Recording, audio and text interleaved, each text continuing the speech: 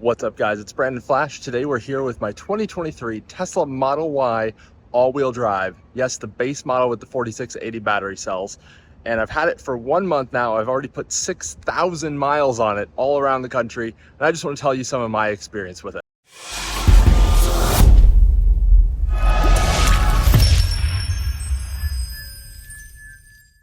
Like I said, I got this Model Y just about a month ago, I think a month and 2 days at this point. I crossed over 6,000 miles on it today. I've already driven it all the way down to Florida, all the way up to Minnesota. I live in North Carolina, so that's quite a few miles. This Model Y replaces my Rivian R1T that I sold mostly because I wanted to save some money and because I just didn't really need a truck. So Model Y does basically everything I need, and I can always rent a truck if I really do need a truck for some reason in some moment. But if you're new here, welcome. My name is Brandon Flash. This is my 8th electric car. So I've had quite a few: Volkswagen ID4, Polestar 2, Rivian R1T, Model S with 200,000 miles, this Model Y, and a few others. And this is my latest one. And let me just give you a full tour here, and then we'll kind of dive into the things that I like, the things I don't like, some of the modifications I've done. But if you haven't already, hit the like button, hit the subscribe button. I have tons more content coming with this car that you won't want to miss. If you're familiar with Teslas really at all, you'll probably realize that this is not a factory color on the car. So this was actually a blue Model Y. And again, this is the base model. So it's not the long range, it's not the performance. It's literally just called Model Y all-wheel drive. But this blue, I actually put a film called Steck Dyno Prism on top of it. So the film itself just looks kind of clear, kind of almost hazy, with a ton of metallic flake in it. And it makes it kind of this purple effect in light. This is an Abstract Ocean performance badge. I went with the white to go with the white interior. Back here we have an EV base carbon fiber spoiler, replicates the factory one, so nothing too special there. We have a factory Tesla, or not factory, but ordered from Tesla's accessory shop license plate frame. It just says Model Y pretty subtly, if you can see there as the light catches it. I don't know if I love it, but I just wanted something simple and clean. We have Rally Armor mud flaps, and then we have these Tempest style, so they're replicating the Model S aero wheel covers for Model Y.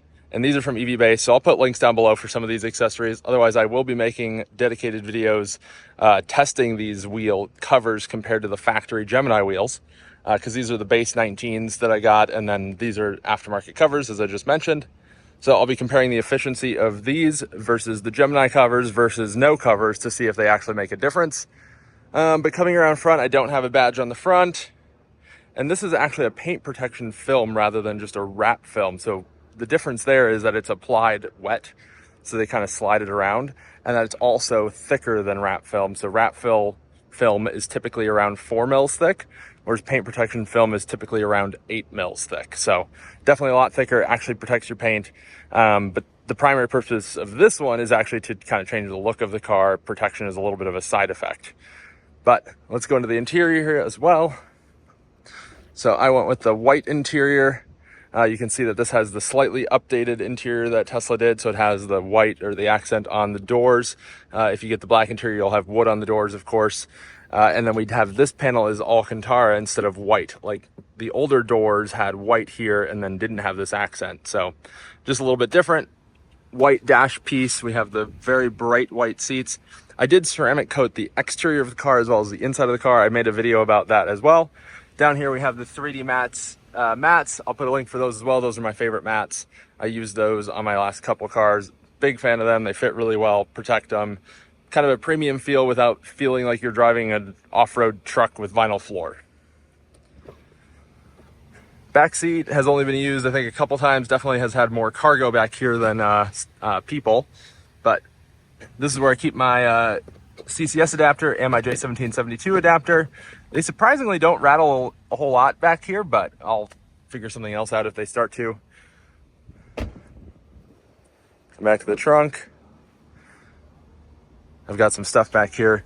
This is definitely one of my biggest gripes with the car. This thing is just utterly stupid. So to do this, according to the internet, this is how you're supposed to do it. Let's see if I can even do it one-handed. Maybe. But you can see just how stupid this is. So you're supposed to kind of roll it back like this. And it's just, I've fought with this thing every single time I've used it. It's just really, really dumb. But it's pretty secure once it's in place, at least. Well, you're joining me inside the car now. It is blazing hot outside. There's a heat wave across the entire United States, and Charlotte is certainly no exception to that. I do have some notes here on things that I think are misses, things that are wins. Not going to go super in-depth on each one of these things, but certainly comment down below if you have anything that you do want me to kind of dive in deeper on. But this is just a 1 month review. I'm going to have obviously more reviews in the future, probably next one at like 6 months, I would guess, maybe at 3 months. I don't know. We'll see. You guys tell me what you want to see. I mean, if there's videos in general you want to see with this car, certainly comment down below. I'm open to suggestions. But let's start with some of the misses. And again, my perspective is a little bit different than most people coming into a Tesla for the first time. A lot of people are upgrading from older cars with less technology. This is my second Tesla. I had a 2015 Model S prior. I had a Rivian R1T as my most recent vehicle, Polestar 2 before that, Volkswagen ID4 before that. So I'm kind of spoiled as far as technology goes in cars. So my perspective as a result is a bit skewed on these things. So let's just dive right in. So as far as misses go, I wish that this had some sort of vehicle to load. Not necessarily like full house powering type of vehicle to load, but even just some 120 volt outlets, maybe one on the console, one in the trunk, something like that. My Rivian had that. It was super handy for charging things like my impact driver battery, for plugging in my laptop. And yes, I can do that on USB-C, but it's just nice being able to just plug something in without having to think about it at all. And especially since Tesla switched to having a roughly 14 to 16 volt, 12 volt system with the lithium 12 volt or low voltage battery, it makes using an inverter a little bit more complicated. And yes, you can, but it's more complicated than it needs to be. It'd be nice if Tesla would just put in some outlets and let you use the giant battery to power things. There's no hotspot built into this car, which is, I think, just kind of a bit silly.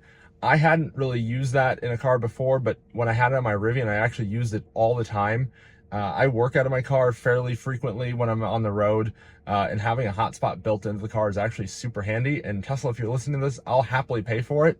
You have what they call premium connectivity. I'll pay for premium plus connectivity if I need to. I don't know, make it $20 a month. That's worth it to me, especially if it's only like $10 more than normal premium connectivity. I actually ended up putting a physical hotspot in the console here and just powering it in, but it's not quite the same. It doesn't use like an external antenna. The Rivian hotspot worked so well. And I mean, that was free and unlimited data, so even harder to complain about that. But even still, I really liked having that. There is no 360 camera. So even with all the cameras on the outside of this car, there's no like top-down 360 like bird's eye view that you can use to just see like where you're parking or whatever, which I think is a miss. And I don't think that's something they can add just via software, because the cameras are not necessarily pointed in the right places for that. And yes, the backup camera is good. The side camera is coming up when you're turning the turn signal on or when you're backing up. That's also good, but it's just not the same as a 360 camera. And I think a 360 cam is just a lot more useful than that. The number one thing that I'm missing on the Model Y compared to the Rivian is no cooled seats. And cool, they use a little bit loosely, but no ventilated seats. There's no like active air coming out of the seats like in the bottom, the back, whatever. And these seats can get a little bit sticky. I had a rental with black seats not that long ago in Texas, and that was toasty. I'm glad I got the white seats because these do stay cooler. I also very vigorously use the preconditioning, so I'll usually throw it on low in hopes that the ventilation will blast onto the seats to kind of pre-cool the seats a bit. But that's not really a substitute for just having ventilated seats, especially on a long road trip. Your back can get a little sweaty, and it's just nice to have some fresh air flowing. There's no spare tire. That's not really a shock, but I wish there was a good way to have a spare tire in this other than like a third party like Modern Spare. They can maybe rearrange the under trunk in the back a little bit to fit a compact spare. I road trip a lot, so it's something that I'd like to have. It's not a must-have, but I think it would make me a little bit more confident in road tripping abilities. And at some point, I might actually go get a spare just to have on hand, just to not have any downtime if I do get a flat tire. I do carry a compressor and a plug kit, but that won't save you from everything, unfortunately. Some minor things here. Having a smaller battery compared to the Rivian means that when you use the Climate, especially if it's parked, it uses a larger percentage of the battery. That's not really more just a statement than a downside. Because if you have a 6 kilowatt load on a 68 kilowatt hour battery, it's obviously going to use quite a bit more percentage than if it was on a 140 kilowatt hour battery for the same load. So understandable there, more just an observation.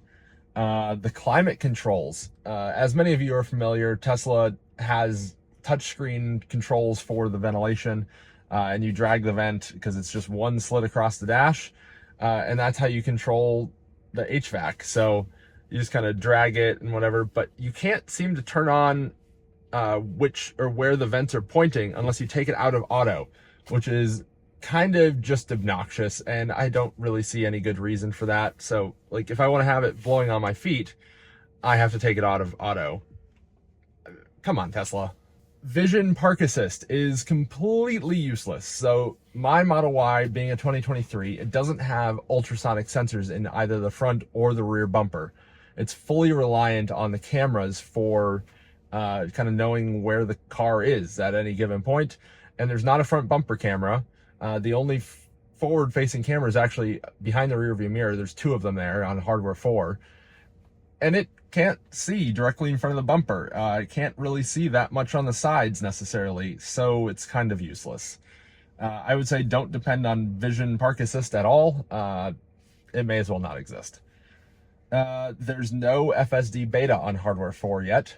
Tesla doesn't have that anywhere that I can see publicly stated that you can't get hardware or that you can't get FSD beta on hardware 4. So I actually subscribed to Full Self-Driving for a month. I mostly did it because I wanted the enhanced autopilot functions like auto lane changes, navigate on autopilot, given the amount of road tripping I was doing in that first month. So I'm not like disappointed. My expectations were correct because I knew that wasn't a thing, but to other people that maybe don't know that, that's going to be a surprise. You can't request beta. Beta doesn't exist yet on hardware 4. There's no timeline that's been communicated, so I guess we'll see when it becomes available. I'd like to try it. I'll subscribe again, and especially if you guys keep ordering through my referral link, which is down below, of course. Then I'll get FSD for free through those referrals. So if I'm not paying for it, I'll happily have it. But right now, definitely not worth $200 a month. Maybe if you're road tripping a lot, get it for Navigate on Autopilot, but otherwise don't bother. Navigation suggestions. They are utterly and completely useless. And what I mean by that is if you tap on Navigate, and I'm not going to show you this because it'll show some personal addresses and things. They sometimes work. They generally don't work. I'll often have suggestions hundreds of miles away. So like I was just in Florida, I was just in Minnesota. It's suggesting things to me in Florida and Minnesota while I'm in Charlotte, North Carolina. Or it'll suggest superchargers that I've been to. And it's like, I don't need those as suggestions. If I wanted to go to those places, I would specifically navigate there. And I have heard some reports that it works well if you have a fairly regular schedule, but I do not. So I wish I could just turn that off realistically. But according to Twitter, I posted on Twitter, there's no way to turn it off. I can't find any setting to turn it off. So my request there, just let me turn it off, Tesla. It's not that complicated. I just don't want your suggestions of where I should go. I just want my recents and my search. I think that's a pretty basic request. Manual frunk. So if you watch my Rivian reviews, you saw that I raved about having a power front trunk. And basically the reverse is true here. I don't really use my front trunk that much because it's annoying to use because it's manual.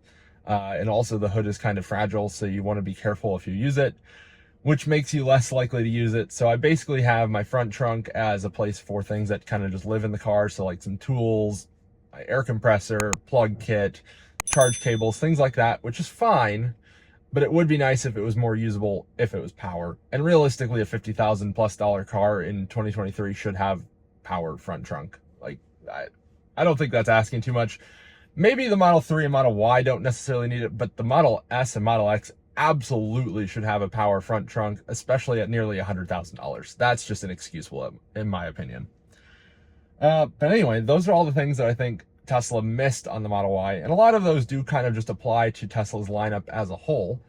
But my list for things that I like is actually longer than the things that I didn't like. So let's dive into the things that I do like about the Tesla Model Y. First of all, one of the main reasons I got it, price. the Model Y value in 2023, after all the price drops with the tax credit, it is undeniable. If you've been watching this channel for a while, I have been pretty openly critical about Tesla's pricing in the past. That's part of the reason why I had a Volkswagen ID4, why I had a Polestar 2. So I got the ID4 instead of a Model Y because it was roughly $20,000 cheaper effectively after tax credit and things like that. Same reason I got the Polestar 2 instead of a Model 3. Again, I think it was like $15,000 cheaper, something like that. But oh man, has that tide turned. Teslas are now pretty much cheaper than everyone else. You can get my car essentially. It's roughly $49,000 if I remember correctly. And with the $7,500 tax credit, assuming you can take advantage of the whole thing, you can get this in the low 40s, which is just a crazy deal for the amount of car you get, the build quality, the technology, the ride quality, supercharger access. It's just kind of the complete package, and I could recommend this car to absolutely anyone, and I know they would be happy with it, unless they just want a reason to hate EVs for some reason. But value on a Tesla these days, great. Model S and X still a little questionable, but even those have gotten better with some of the recent pricing adjustments that they've been making on inventory cars. But Model 3 rear-wheel drive, base Model Y, long-range Model Y, and especially the performance models, actually just crazy value. So definitely it's hard to argue that, actually. And I've seen plenty of people on like Twitter and things that they're not even really Tesla fans, but it's just hard to argue the value at this point. Things specific more to the Model Y, ride quality. So I've been openly critical about Tesla's ride quality, especially on the Model Y in the past. And in the past, Model Y used to kind of ride like a cart, like a horse carriage of sorts. It was brutal. They were just way too stiff. And Tesla has solved that with what people have dubbed their comfort suspension. I believe that was roughly mid 2023 that they made that change, and it makes a huge difference. I still think the suspension could have a little bit of room for improvement. I still think it's a little bit under damped for the spring rate, but I mean, I think it's more than adequate. It's very comfortable. I can cruise down the interstate on this and be comfortable, not feel like I'm bouncing around or gonna hit my head on the roof because it's so rough or anything like that. It's comfortable. The NVH as a whole, so NVH means noise, vibration, harshness, just general ride quality of sorts. The noise level is actually extremely good in this. I'm pretty impressed. It actually seems to be quieter than the Rivian. And I think a lot of that has to do with the tires more than anything else. This has obviously street tires rather than the Rivian had off-road tires. But this actually seems quieter. We have dual pane glass on the front. They've improved the glass on the roof. And just kind of general build quality contributes to that, and Tesla's really done a good job with that. Speaking again to build quality, I don't have any paint or build quality concerns with this car. I'm not the kind of person to look over every single inch of the car with a microscope or anything like that, but there are no glaring defects. The panel gaps are even enough. Like, if you look at the car, it looks fine. There's nothing that stands out as, wow, this car is built so poorly. It's actually built very well. My door jambs are painted. There's no glaring paint defects. Again, I haven't looked over it with a fine-tooth comb, but it's fine. And I'd say for most people buying an appliance car, basically, it's more than adequate. Interior fit and finish, interior quality seems great to me, so I have no complaints in that regard. Changing gears here a little bit. The app and API, that kind of goes into the technology category. The app for the Tesla, any model, is just so much better than any other car on the market. I mean, I can do things like viewing live cameras from the app. What other car can you do that on? And I know on, I believe, Kias or Hyundais, maybe BMWs, you can get a snapshot from around the car, but that's not the same as viewing the live streaming video. You can leave the climate on for up to 2 hours and then immediately turn it back on. Whereas other cars, they'll only let you put it on for like 30 minutes. You have dog mode, you have camp mode, you have all sorts of things. You have Sentry mode, you have, I could go on and on. It has all the things. It's tracking your energy use. You can view your tire pressure. You can lock, unlock, open the front trunk. You can even start the car, which Don't even get me started on that. Tesla lets you start the car from the app without any key or anything, so you can just share app access to someone. They don't need a key at all. The Rivian, the Polestar, they had phone key functionality, but if for some reason you had just your phone and the phone key wasn't working, but you didn't have like the backup, either the activity key with the Polestar or the card or the fob with the Rivian, you had no way of starting it. So in the Rivian, I actually had to leave a card in the console, because that way, if I was able to unlock it, but for some reason phone key wasn't working, I'd still be able to start it.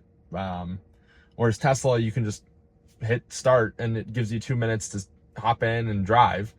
You do have to authenticate on the phone, either with like Face ID, Touch ID, or your password, whatever, so it's secure. But it's just kind of the little things that Tesla's learned over the years. And don't get me wrong, Tesla was not perfect from day one, not even close. But Tesla just has a immense time lead over everyone else, so they've figured a lot of these things out. And realistically, these other companies should just copy Tesla, because Tesla did the learning for them. So why not just see what Tesla does and copy it?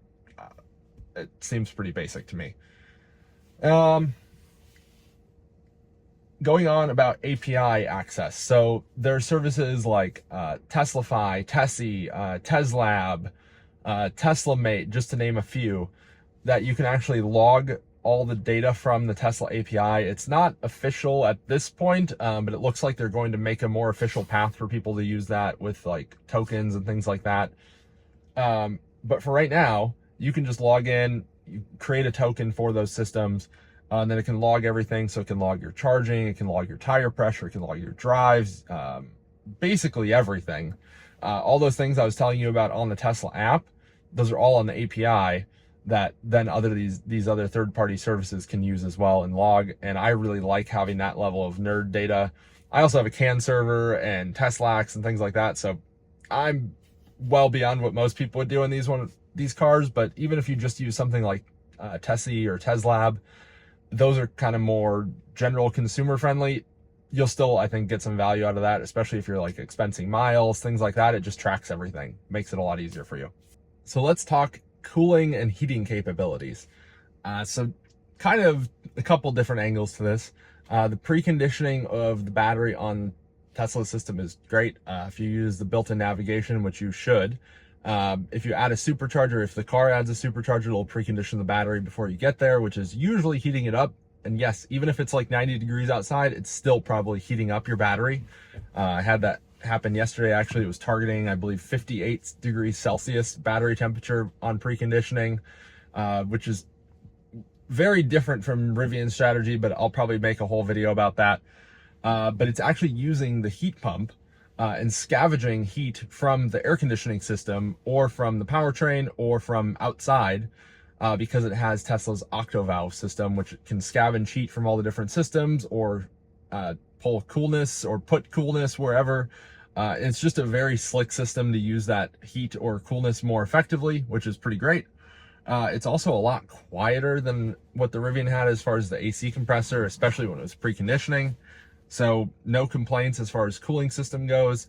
Battery doesn't seem to heat up overly. I mean, obviously it does get hot while charging. I've seen it as high as about 62 degrees Celsius, which is toasty. But it doesn't seem to be a limiting factor in the charging, which is not the case on the Rivian previously. So definitely a fan of the cooling system seemingly being capable of supporting the vehicle. Kind of some rapid fire ones here. There's tons of aftermarket support, as I showed some of the accessories on the outside of the car.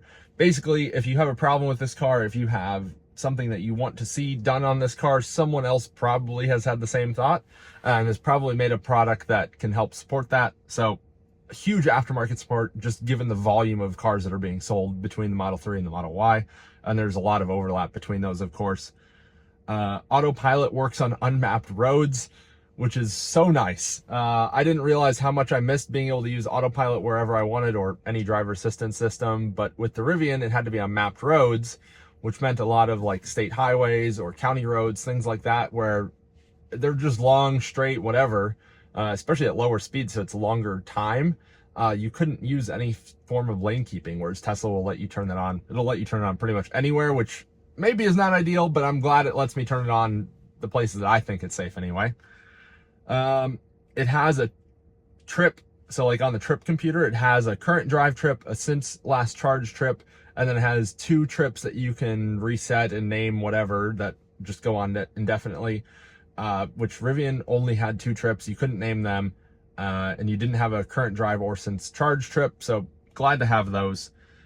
You can add multiple stops on navigation routes, which is super handy. I use that quite a bit to kind of manually build my routes versus letting the Tesla system do it, because sometimes the Tesla system, for being very smart, is actually very dumb. I'm probably going to do a whole video about how to manually route plan.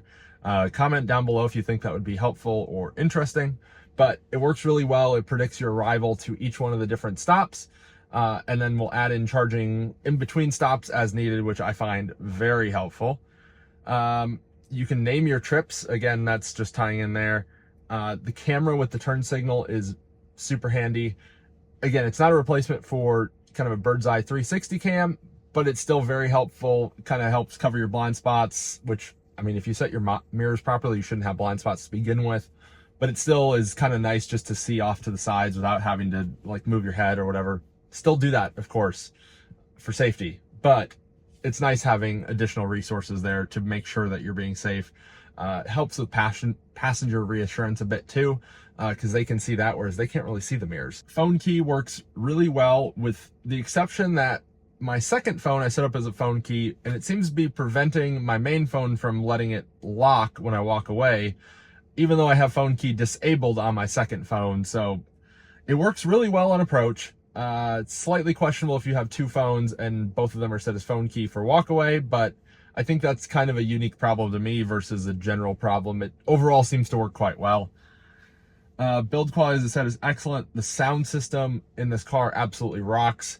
I just don't know what Tesla does, but they just seem to really knock it out of the park with their sound systems. They don't seem to be anything special sauce compared to anyone else, but I think it's just the way they tune it more than anything else, especially with all the glass, to make it sound really good. It has a very forward kind of sound stage, but not overly so, and it's also not overpowering with road noise. I don't know what Tesla's doing, but it works. Superchargers, they just work. I've used like 50 of them now in this car alone, and I've used over 500 in general. They just work. You just plug in, you walk away. You don't even think about if you're charging. You don't think about if you're getting full power.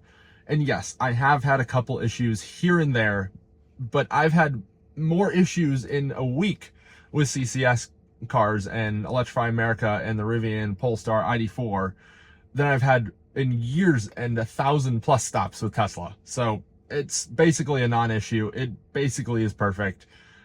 And yes, people are going to call me out saying I'm a fanboy. It's hard to deny things that work. They just work. Quick note, because I know people will ask, and I forgot to mention it in the main recording of the video, battery capacity on the 4680 base Model Y is about 68 kilowatt hour. That's as far as I can tell, pulling from CAN bus data as well as from charging data on Tessie and Teslafy. And let me just show you my efficiency for lifetime so far. So here we have my lifetime trip. So that was from when I took delivery. That was at 3 miles when the odometer was 3 miles. So that's literally from as long as it's existed. But you can see I've driven 6,006 miles. That is heavily interstate driving, with 70+ miles per hour being the majority of it. So 323 watt-hour per mile. That seems to be going down with time, because as you can see here, I reset this when I got back to North Carolina from Minnesota after that road trip. If you haven't already, check out those videos. But you can see my around town driving is significantly better than my interstate driving. So under or over 3 miles per kilowatt hour. That's skewed because I was literally just moving it like around the apartment complex with the AC blasting. So disregard that. That's fairly accurate. That was not from a full charge. And then that's seems to be about average. I can get under 250, sometimes around 300. So about 282 sounds about right for an average. And then that's over 3 miles per kilowatt hour lifetime. And then also here's my software screen, so you can see what it looks like with the base Model Y. It just doesn't show anything there. No long range, no performance, no standard. It's just Model Y. It's that simple. I have full self-driving subscription, and there you can see my software version in case you're curious. So those are my thoughts and things I like, things I don't like about my Model Y after having it for 1 month, putting 6,000 miles on it, If you have questions, comment down below. If you have things you want me to make videos about, again, comment down below. If you haven't already, hit the like button, hit the subscribe button. If you made it this far, thank you guys for watching. I'll see you on the next one.